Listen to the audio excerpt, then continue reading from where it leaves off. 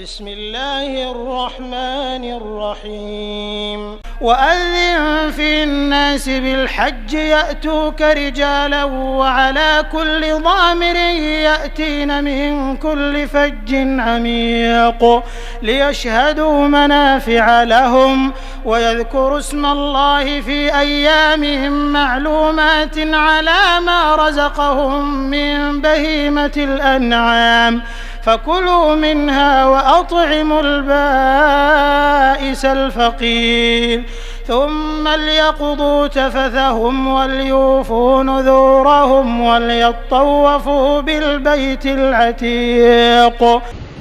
إن الحمد لله نحمده ونستعينه ونستغفره ونؤمن به ونتوكل عليه ونعوذ بالله من شرور أنفسنا ومن سيئات أعمالنا من يهده الله فلا مضل له ومن يضلله فلا هادي له وأشهد أن لا إله إلا الله وأشهد أن محمدا عبده ورسوله أما بعد فقد قال الله تعالى في القرآن العظيم أعوذ بالله من الشيطان الرجيم بسم الله الرحمن الرحيم يا أيها الذين آمنوا اتقوا الله حق تقاته ولا تموتن إلا وأنتم مسلمون يا أيها الذين آمنوا اتقوا الله وقولوا قولا سديدا يصلح لكم أعمالكم ويغفر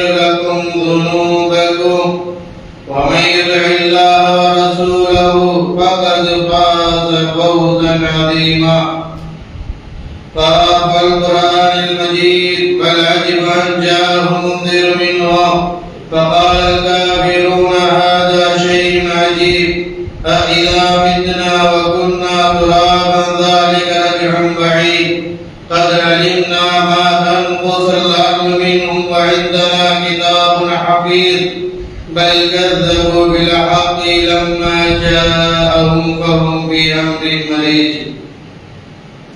إن الله وملائكته يصلون على النبي يا أيها الذين آمنوا صلوا عليه وسلموا تسليما اللهم صل على محمد وعلى آل محمد كما صليت على إبراهيم وعلى آل إبراهيم إنك حميد مجيد اللهم بارك على محمد وعلى آل محمد كما باركت على إبراهيم وعلى آل إبراهيم إنك حميد مجيد.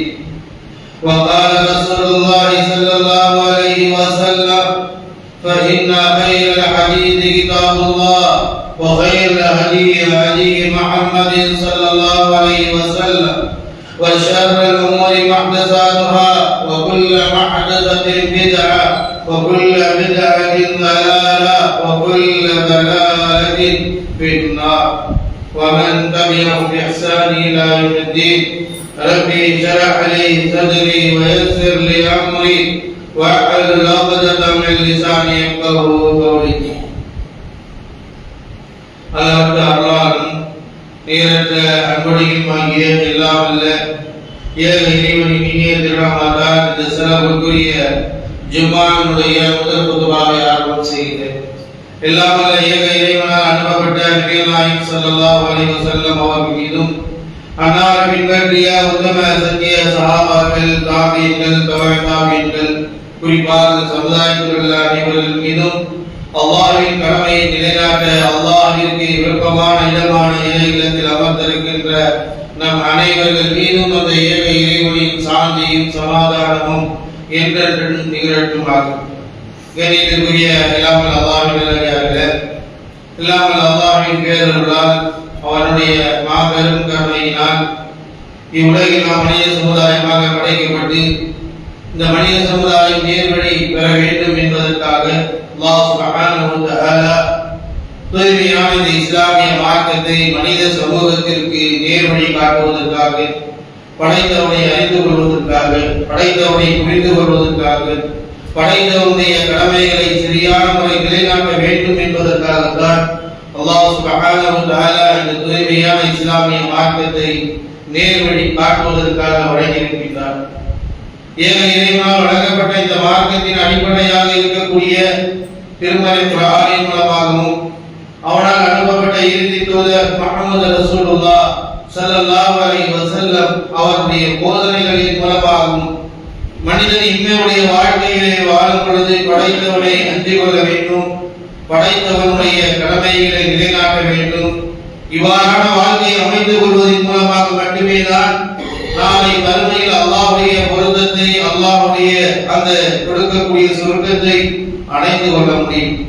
அதற்கென்ற ஒரு வாழ்க்கையை இந்த துன்யாவிலே இறைவன் ஒவ்வொரு அடியார்களுக்கும் ஒவ்வொரு நாளையும், ஒவ்வொரு நேரத்தையும், ஒவ்வொரு காலங்களையும், ஒவ்வொரு ஆண்டுகளையும் நிர்ணயம் செய்து இந்த பூமியிலே மனிதர்களை இறைவன் உருவாக்கி கொண்டே இருக்கின்றார்.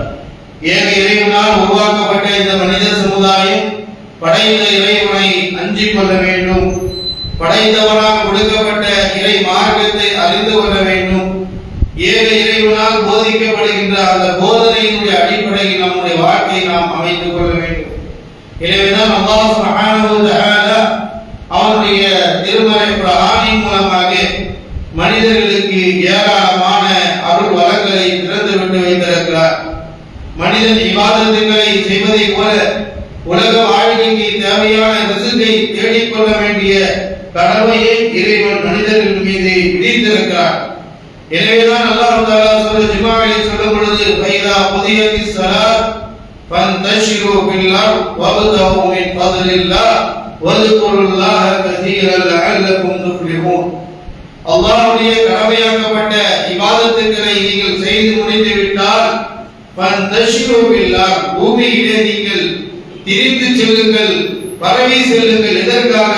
வப்தகு இன்தல்லாஹ் அல்லாஹ்வுடைய ரிஸ்கை தேடுவதற்காக, அல்லாஹ்வுடைய அருளை தேடுவதற்காக, உங்களுடைய உலக வாழ்வாதாரத்தை அடைந்து கொள்வதற்காக நீங்கள் இந்த பூமியிலே சுற்றி திரிந்து பொருளாதாரத்தை தேடிக் கொள்ளுங்கள். வذ்குருல்லாஹ கஸீரா.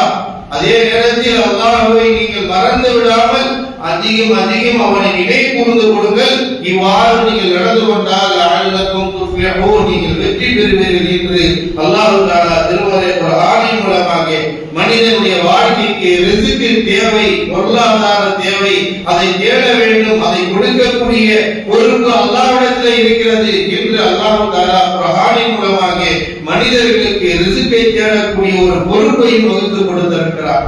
எனவே இந்த ரிஸ்கை இறைவன் ஒரு சிலருக்கு அதிகமாக கொடுக்கிறார், ஒரு சிலருக்கு குறைத்து கொடுக்கிறார். அதையும் அல்லாஹ் தஆலா குர்ஆனிலே சொல்லி காட்டுகிறார். வல்லாஹு ஃபضل பஅதகும் அலா பஅதின் ஃபி ரிஸ்க். பொருளாதாரத்தில் உங்களில் சிலரை விட நாம் மேன்மையாக்கி வைத்திருக்கிறோம், சிலரை குறைத்தும் வைத்திருக்கிறோம். இது அல்லாஹ்வுடைய கையில் இருக்கிறது. ரிஸ்கை மனிதன் எவ்வளவுதான் தேடினாலும் ஒரு மனிதனுக்கு அடையக்கூடிய நசீபு எவ்வளவு என்பதை அல்லாஹ் தஆலா தீர்மானித்து வைத்திருக்கிறார். அவன் நாடியதை தான் கொடுக்கின்றார். இதை ஈமான் கொண்டவர்கள் படிப்பினையாக புரிந்து கொள்ள வேண்டும். படிப்பினை இருக்கிறது என்று அல்லாஹ் தஆலா திருமறை குர்ஆனிலே சூரத்துர் ரூம் 30வது சூராவினுடைய 37வது வசனத்தில் அல்லாஹ் சொல்கின்றார். அவலம் யரவு அன்னல்லாஹ யபசுத்து ரிஸ்க லிமன் யஷா வ யக்திர் இன்ன ஃபீ ذلك லஆயாத்தின் லிகௌமி யுமினூன். அல்லாஹ் ரப்பல் ஆலமீன் சொல்கிறார். அவலம் யரவு, அவர்கள் பார்க்கவில்லையா, அவர்கள் சிந்திக்கவில்லையா, இந்த உலகத்தில் இவர்கள் பார்த்து படிப்பினை பெற வேண்டாமா? என்ன? அவலம் யரவு அன்னல்லாஹ யபசுத்து ரிஸ்க, அல்லாஹ் தஆலா தான் யாருக்கு நாடுகிறானோ அவர்களுக்கு பொருளாதாரத்தை விசாலமாக கொடுக்கிறார். மனிதனை சிந்திக்க சொல்றோம். மனிதர்களே சிந்தித்து பாருங்கள். அவலமேரோ அவர்கள் பார்க்கவில்லையா, கவனிக்கவில்லையா? அல்லாஹ் தான் நாடியவர்களுக்கு ரிஸ்கை, பொருளாதாரத்தை விசாலமாக கொடுக்கிறார். தான் நாடியவர்களுக்கு எவ்வளவுதான் உழைத்தாலும் அவர்களுக்கு அளந்து குறைத்து நியமித்து இறைவன் குறைத்து கொடுக்கிறார். சொல்லிட்டு அல்லாஹ் சொல்றான், இன்ன ஃபீ ذلك லஆயாத்தின் லிகௌமி யுமினூன். இறை நம்பிக்கையாளர்களை, அல்லாஹ் மீது நம்பிக்கை வைக்கக்கூடிய மக்களுக்கு, ஈமான் தாரிகளுக்கு இதிலே பல அத்தாட்சிகள் இருக்கின்றன, பல படிப்பினைகள் இருக்கின்றன. சிந்திக்க வேண்டும். ஒரு மனிதன் உழைத்துக் கொண்டே இருப்பான், அல்லாஹ் அவனிடத்தில் இருப்பது ரிஸ்க் மிக குறைவாக இருக்கும். ஒரு மனிதன் சில நேரங்களில் அல்லாஹ் தஆலா விசாலமாக கொடுத்து விடுவான். எனவே நீங்கள் ஹலாலான முறையில் சம்பாதிக்க வேண்டும், நீதியான முறையில் சம்பாதிக்க வேண்டும். எனவே இந்த ரிஸ்க் சொல்கிறான். நாம் புரிந்து கொள்ள வேண்டும், இந்த பொருளாதார வசதி வாய்ப்பு என்பது அல்லாஹ்வுடைய கையில் இருக்கிறது, அல்லாஹ்வுடைய நாட்டப்படி இருக்கிறது. எனவே அல்லாஹ் யாருக்கு நாடியதை கொடுத்திருக்கிறானோ அவர்கள் மீது சில கடமைகளையும் அல்லாஹ் தஆலா வகுத்து கொடுக்கின்றார். பொருளாதாரத்தை அல்லாஹ் கொடுப்பது வெறுமனே உலகத்தினுடைய வாழ்க்கைக்கு பயன்படுத்திக் கொள்வதற்கு அல்ல, அதில் பல கடமைகளை அல்லாஹ் வைக்கின்றார், பல சோதனையை அல்லாஹ் தஆலா அதில் நிர்ணயம் செய்து வைத்திருக்கிறார். அதனால தான் அல்லாஹ் தஆலா சொல்றார், இன்னமா அம்வாலுக்கும் அவுலாதுக்கும் ஃபித்னா, உங்களுக்கு கொடுக்கப்பட்டிருக்கிற பொருளாதாரம் அதிகம் மேன்மையாகிக் கொண்டிருக்கிறது என்பதனால் நீங்கள் சந்தோஷம் அடைவதில்லை, அடையக்கூடாது. உங்களுக்கு பிள்ளைகள் அதிகமாகிக் கொண்டிருக்கிறது, சந்தோஷம் அடைவதில்லை. இவைகள் எல்லாம் உங்களுக்கு கொடுக்கப்பட்டிருக்கிற மிகப்பெரிய ஒரு சோதனை.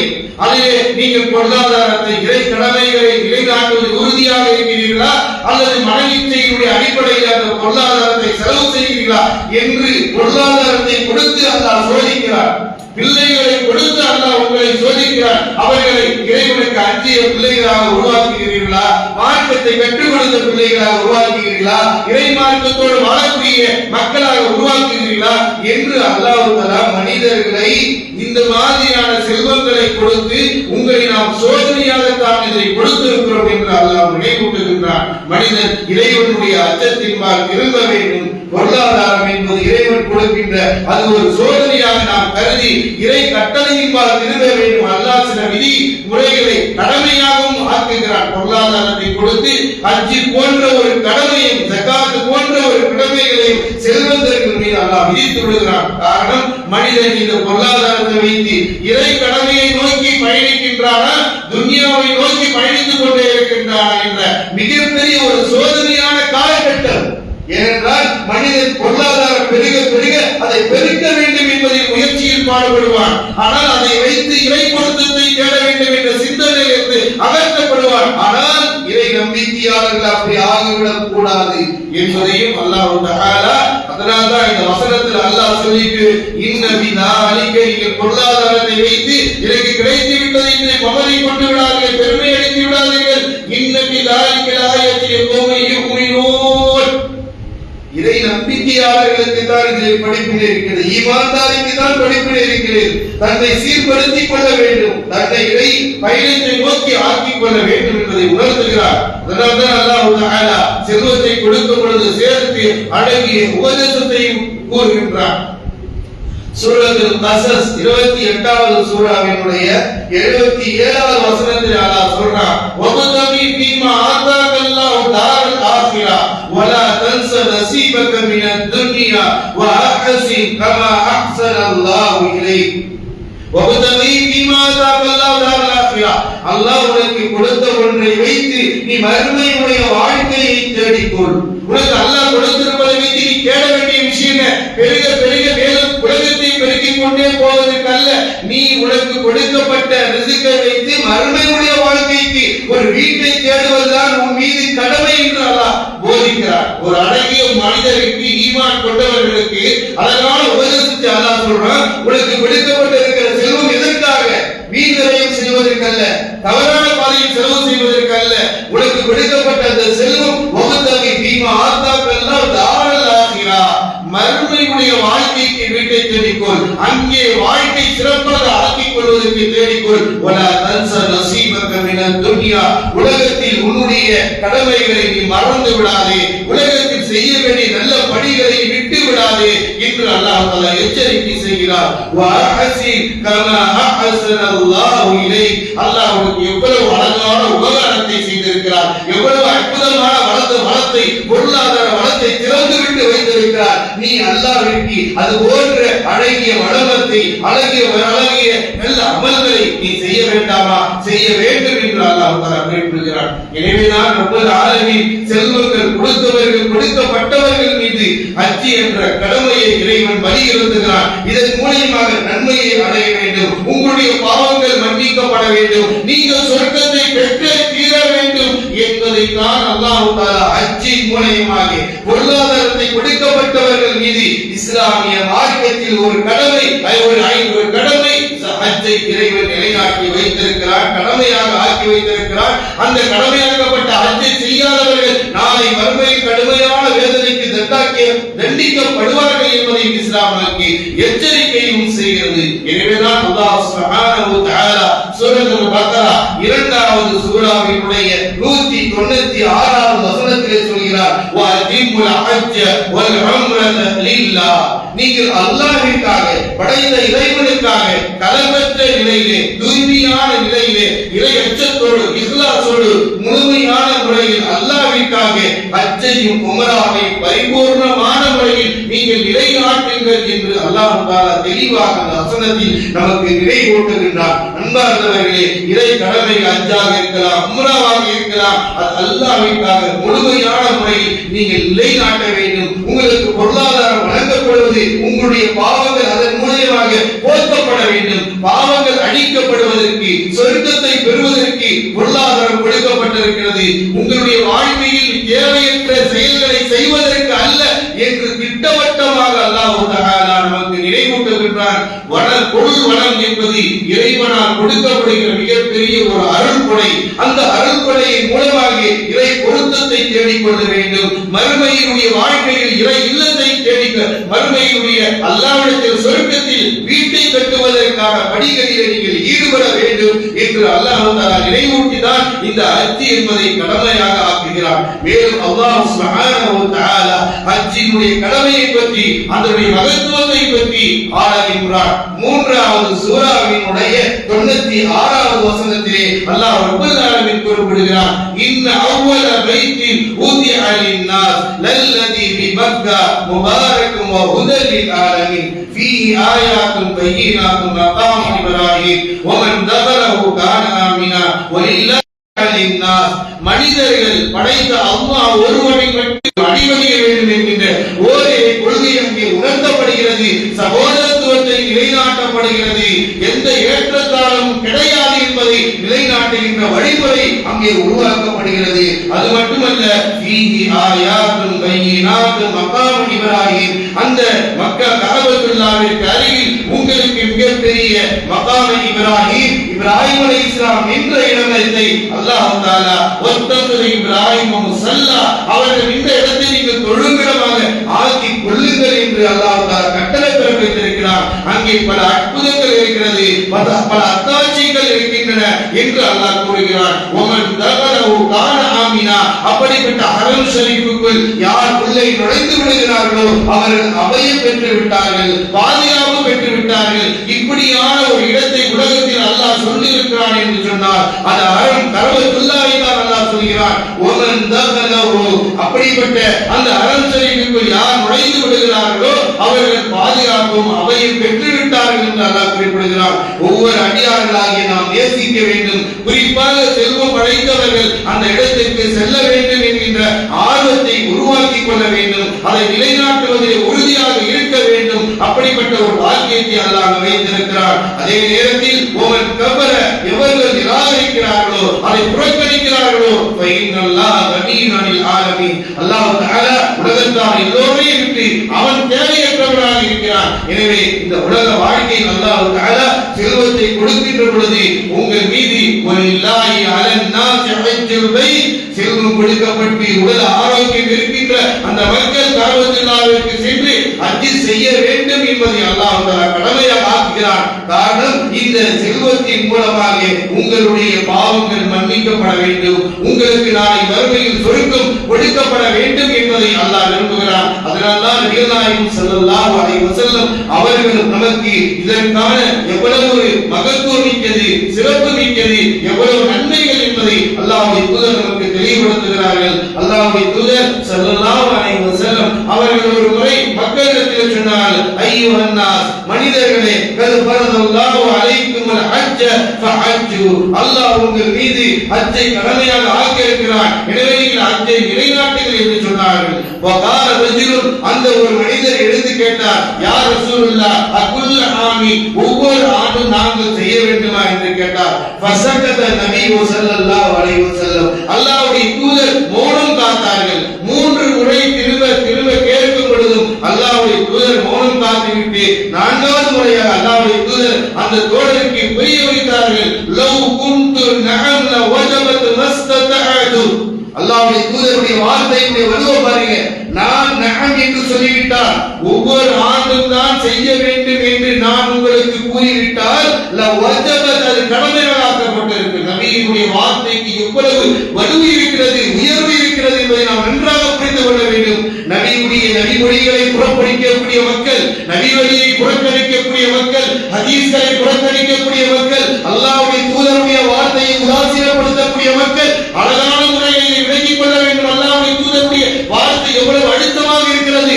லவ் குன்து நஅம், லவ் குன்து நஅம், நான் ஆண் என்று சொல்லிவிட்டால் லவஜபத், நீங்கள் ஒவ்வொரு ஆண்டும் செய்ய வேண்டும் என்று ஆயிருக்கும். ஆனால் நீங்கள் சக்தி பெற மாட்டீர்கள் என்றார்கள் நபிகள் நாயகம் ஸல்லல்லாஹு அலைஹி வஸல்லம். அல்லாஹ்வுடைய தூதருடைய வார்த்தைக்கு அவ்வளவு வலுவை இறைவன் தந்திருக்கிறார். ஆனால் அல்லாஹ்வுடைய தூதருக்கு உம்மத்தினுடைய நிலைப்பாடுகளை கருத்தில் கொண்டு சொன்னார்கள், உங்களுக்கு உங்களில் ஒரு ஒன்றுதான் முதலாவது செய்வதுதான் ஃபர்லாக ஆக்கப்பட்டிருக்கிறது என்று நபிகள் நாயகம் ஸல்லல்லாஹு அலைஹி வஸல்லம் சொல்லி சொன்னார்கள். ஃபைதா அமரத்துக்கும் பிஷைஇன் லஃபஸ்ததஅதும், நான் உங்களுக்கு ஏதாவது ஒன்றை கட்டளையிட்டால் அதை நீங்கள் சக்தி பெற்றால் அதை நீங்கள் எடுத்துக் கொள்ளுங்கள். தேவையில்லாத கேள்விகளை கேட்டு இன்னமா அஹலக மன் கான கப்லக்கும், இதற்கு முன்னால் உள்ள சமூகம் பல தேவையற்ற கேள்விகளை கேட்டு அழிந்து போனதை போல நீங்கள் கேட்காதீர்கள். ஒன்றை நான் சொன்னால் அதை நீங்கள் எடுத்துக் கொள்ளக்கூடிய மனப்பக்குவத்தை உருவாக்கும். அல்லாஹ்வுடைய தூதர் அந்த நேரத்தில்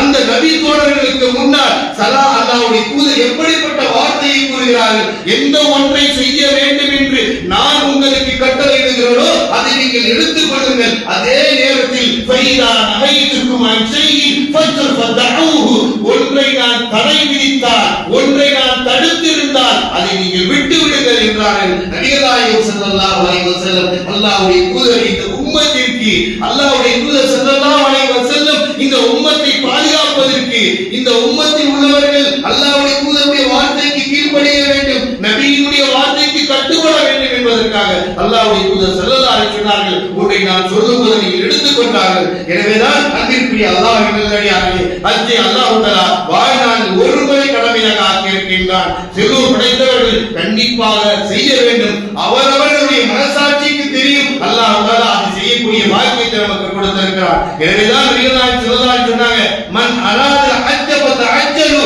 நீங்கள் ஹஜ்ஜை செய்ய வேண்டும் என்று நாடிவிட்டால் உடனடியாக அதை செய்து முடித்து விடுங்கள். அஜ்ஜலு, விரைந்து விடுங்கள். ஏனென்று சொன்னால் லா தத்ரி மா யுரது அலைஹி, உங்களுக்கு இடைப்பட்ட காலங்களில் என்ன நேரிடும், உடல் குன்றி போவீர்களோ, பொருளாதாரத்தை இழப்பீர்களோ, எப்படிப்பட்ட சோதனை வருமோ உங்களுக்கு தெரியாது. அல்லாஹ் கொடுத்து விட்டால் உங்களுடைய பயணத்தை நீங்கள் புறப்பட்டு இறை கடமையை நிலைநாட்டுவதற்கு முந்திய ஸல்லல்லாஹு அலைஹி வஸல்லம். எனவே அல்லாஹ்வுடைய தூதர் ஸல்லல்லாஹு அலைஹி வஸல்லம் ஈமான் கொண்ட அடியார்கள், செல்வம் படைத்தவர்கள் ஹஜ்ஜை நோக்கி பயணிக்க வேண்டும் என்பதை அவ்வளவு உயர்வான மகத்துவத்தை நமக்கு தெளிவுபடுத்தியிருக்கிறார்கள். அல்லாஹ்வுடைய தூதருக்கு அமல்களை செய்ய முடியும். எனவே அல்லாஹ்வுடைய தூதர் முதலாவதான அமல் அல்லாஹ்விற்கு பிரியமானது, விசாலமானது, சிறப்பிற்குரியது. அல்லாஹ் மீது நம்பிக்கை வைப்பது, சும்மா ஜிஹாத் ஃபீ சபீலில்லாஹ், பிறகு அறப்போர்களிலே கலந்து கொள்வது. பிறகு அல்லாஹ்வுடைய தூதர் சொன்னார்கள், அல் ஹஜ்ஜுல் மப்ரூர், கடமையாக்க ஏற்றுக்கொள்ளப்பட்ட ஹஜ் என்று அல்லாஹ்விற்கு பிரியமான அமல் என்று நபிகள் நாயகம் ஸல்லல்லாஹு அலைஹி வஸல்லம் அவர்கள் கூறினார்கள். அப்ப இந்த ஹஜ் மனிதர்கள் செல்வம் படைத்தவர்களுக்கு அல்லாஹ் தஆலா ஹஜ்ஜை கடமையாக்கி இதற்கு கொடுக்கக்கூடிய கூலிகள் என்ன, இதற்கு கிடைக்கக்கூடிய நன்மைகள் ஏராளம் என்பதை அல்லாஹ்வுடைய தூதர் ஸல்லல்லாஹு அலைஹி சொல்றாங்க. அல்லாஹ்வுடைய தூதர் ஸல்லல்லாஹு அலைஹி சொல்றாங்க,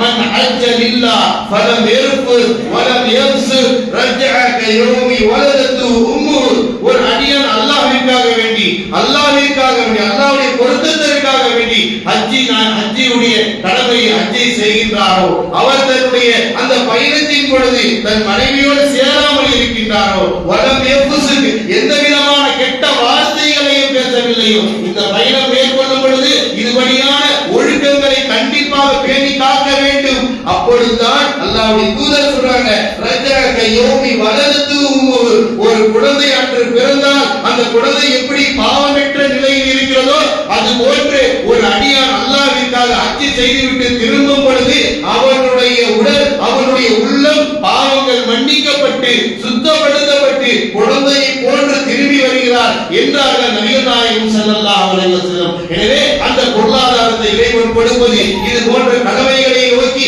பயணிக்க வேண்டும் என்ற சிந்தனைகளும் உள்ளங்களும் இறைவனை நோக்கி முடுக்கப்பட வேண்டும் என்பதைதான் அல்லாஹ் தஆலா அல்லாஹ்வுடைய தூதர் ஸல்லல்லாஹு அலைஹி வஸல்லம் குறிப்பிடுகிறார்.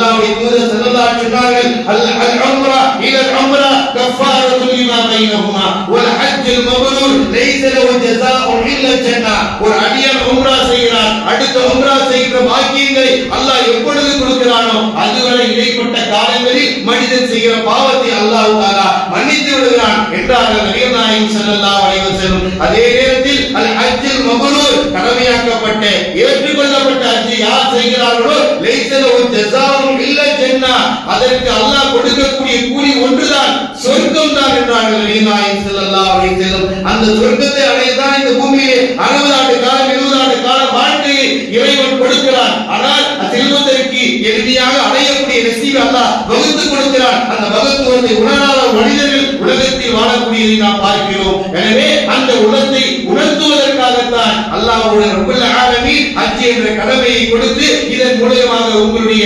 பாவங்கள் மன்னிக்கப்படுகிறது, அது மட்டுமல்ல உங்களுக்கு சொர்க்கமே கூலியாக கொடுக்கப்படுகிறது என்றார்கள் நபிகள் நாயகம் ஸல்லல்லாஹு அலைஹி வஸல்லம். மேலும் அல்லாஹ்வுடைய தூதர் ஸல்லல்லாஹு அலைஹி வஸல்லம் சொன்னார்கள், தாபிஉ பைனல் ஹஜ் வல் உம்ரா, நீங்கள் வாழ்க்கையில் ஹஜ்ஜையும் உம்ராவையும் நிலைப்படுங்கள், கடைபிடியுங்கள், அதை நீங்கள் நிலைநாட்டுங்கள்.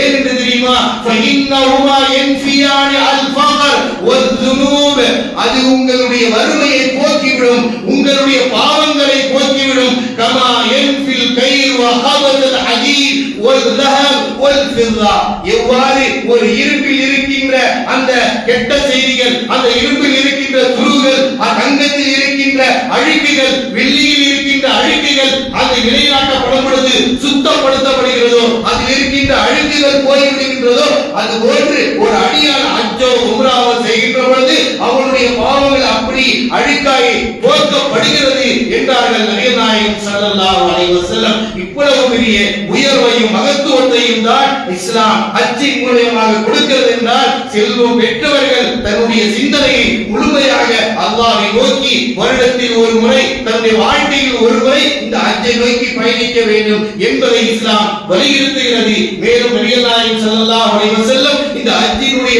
எவ்வளவு பெரிய நன்மை என்பதை இன்னும் அல்லாஹ்வுடைய தூதர் ஸல்லல்லாஹு அலைஹி கூறுகிறார்கள். வ அன் அம்ர் இப்னு ஆஸ் ரலியல்லாஹு தஆலா அன்ஹு அவர்கள் ஒரு அந்த நபித்தோடு இஸ்லாத்தை ஏற்றுக்கொள்கிறார்கள். ஏற்றுக்கொண்ட பிறகு நபி ஸல்லல்லாஹு அலைஹி வஸல்லம் வர அம்ர் இப்னு ஆஸ் அதையோ நபி ஸல்லல்லாஹு அலைஹி வஸல்லம், அல்லாஹ்வுடைய தூதரிடத்திலே நான் வந்து அல்லாஹ்வுடைய தூதரிடத்திலே கூறினேன், யா ரசூலுல்லாஹ் இப்சித்லி யமீனிக லஉபாயிருக, அல்லாஹ்வுடைய தூதரே உங்களுடைய கையை நீட்டுங்கள், உங்களிடத்திலே நான் பைஅத் செய்கிறேன், உங்களிடத்திலே ஈமான் கொள்கிறேன் என்று சொன்னார்கள். சொல்லிவிட்டு சொன்னார்கள், மாலக யா அமர், அல்லாஹ்வுடைய தூதர் கேட்கிறாங்க, அமர் இப்னு ஆஸ் அவர்களே உங்களுக்கு என்ன நேர்ந்தது? அல்லாஹ்வுடைய தூதர் அவர்களே எனக்கு சில நிபந்தனைகள் இருக்கின்றன. என்ன என்றால், நான் ஈமான் கொண்டு விட்டால் ஐயவஃபர்லி ذنوب, என்னுடைய பாவங்கள் எல்லாம் மன்னிக்கப்பட வேண்டும். ஒரு அடியான் இஸ்லாத்திற்கு வருகிறார் என்று சொன்னால் எவ்வளவு பெரிய பாக்கியம் தெரியுமா அவருக்கு?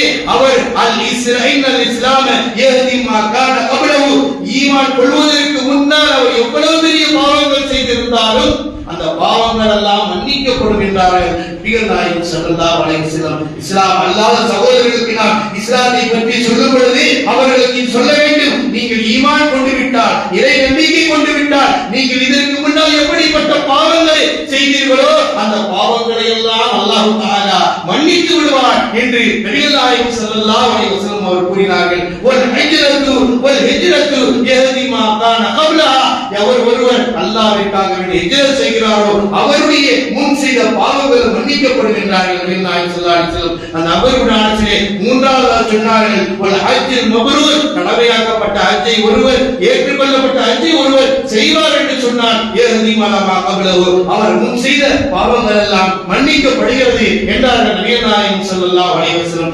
அன்பிற்குரிய அல்லாஹ்வின் நல்லடியார்களே, ஹஜ்ஜை அல்லாஹ் கடமையாக்குவதன் மூலமாக, நிலைநாட்டுவதன் மூலமாக நம்முடைய பாவங்கள் முழுமையாக அழிக்கப்படுகிறது. அது மட்டுமல்ல, நமக்கு சொர்க்கம் கிடைக்கிறது என்பதை அல்லாஹ்வுடைய தூதர் நமக்கு சிறப்புப்படுத்தி இருக்கிறார் என்று சொன்னார். செல்வம் படைத்தவர்கள் அந்த கடமையை நோக்கி கண்டிப்பாக பயணிக்க வேண்டும். ஏனென்று சொன்னால் எல்லா மாதங்களிலும் அதை பயணிக்க முடியாது. ஹஜ்ஜினுடைய கடமை கண்டிப்பாக துல்ஹஜ் மாதத்தில் அங்கே இருந்து ஆக வேண்டும் என்பதை நாம் மறந்துவிடக் கூடாது. ஏன் நபிகள் நாயகம் ஸல்லல்லாஹு அலைஹி வஸல்லம் அந்த அரபோரில் ஜிஹாதில் கலந்து கொண்டால் எவ்வளவு பெரிய நன்மையோ, பெண்களுக்கு அந்த பாக்கியத்தை பெண்களுக்கு சலாயித்து ஆயிஷா ரலியல்லாஹு தஆலா அன்ஹா கேட்கிறாங்க, அல்லாஹ்வுடைய தூதரே போர்களில் கலந்து கொண்டால் சிறப்பு இருக்கிறது, நன்மை இருக்கிறது, நாங்கள் கலந்து கொள்ளலாமா என்று கேட்கின்ற பொழுது அல்லாஹ்வுடைய தூதர் ஆயிஷா ரலியல்லாஹு தஆலா அவர்கள் சொன்னாங்க, நீங்கள் ஹஜ்ஜை மப்ரூர் கடமையாக்கப்பட்ட ஏற்றுக்கொள்ளப்பட்ட ஹஜ் செய்வது உங்களுக்கு போர்க்களத்தில் கலந்து கொண்டால் எவ்வளவு பெரிய கடமையோ நன்மையோ ஃபீ சபீலில்லாஹ் உங்களுக்கு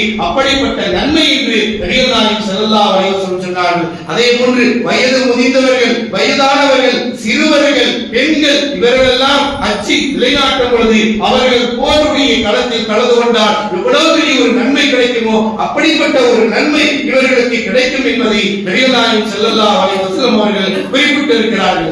அன்பிற்குரிய அல்லாஹ்வின் நல்லடியார்களே, ஹஜ்ஜின் மூலமாக அல்லாஹ் தஆலா பாவங்களை மன்னிக்கிறான், சொர்க்கத்தை கொடுக்கிறான். செல்வந்தர்கள் சிந்திக்க வேண்டும், பொருளாதாரம் என்பது நம்முடைய கையில் கிடையாது, அல்லாஹ் கொடுக்கிறான். அல்லாஹ்வுடைய நிஅமத், அந்த நிஅமத்திற்கு கொடுக்கக்கூடிய கடமைகள் இருக்கின்றன. அந்த கடமையை நிலைநாட்ட வேண்டும். அதை நாம் நிலைநாட்டவில்லை என்றால் நாளை மறுமையில் இறைவனுடைய பிடியிலிருந்து நாம் தப்பித்துக் கொள்ள முடியாது. அதனால்தான் அல்லாஹ்வுடைய தூதர் சொன்னார்கள், மன் மலக்க ராஹிலத்துன் அவ் சாதன், ஒருவருக்கு செல்வாக்கு, உடல் ஆரோக்கியம் எல்லாம் இருந்து ஹஜ் செய்யாமல் மரணித்து விட்டால் மாத யஹூதியின் அவர் நஸ்ரானியன், அவர் ஈதனாகவோ அவர் நஸ்ரானியாகவோ தான் மரணிக்கின்றான் என்ற கடுமையான எச்சரிக்கையும் அல்லாஹ்வுடைய தூதர் கூறியிருக்கிறார்கள். எனவே அன்பிற்குரியவர்களே, செல்வத்தை அல்லாஹ் கொடுப்பது உங்கள் மீது ஹஜ் என்ற கடமையை விதித்திருக்கிறார். அந்த கடமையை பயணித்தால் நமக்கு சொர்க்கம் உண்டு, பாவங்கள் மன்னிக்கப்படும். எனவே அல்லாஹ் சுப்ஹானஹு வ தஆலா அவனுடைய நிஅமத்தை யாருக்கு வழங்கி அதிகமாக கொடுத்திருக்கிறானோ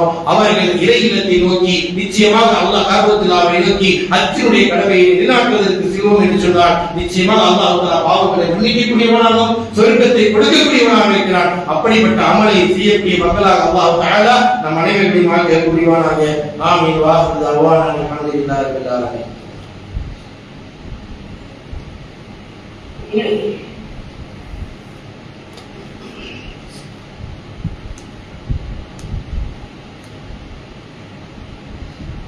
الحمد لله وحده والصلاة والسلام على من لا نبي بعده وعلى آله وأصحابه أجمعين. أما بعد.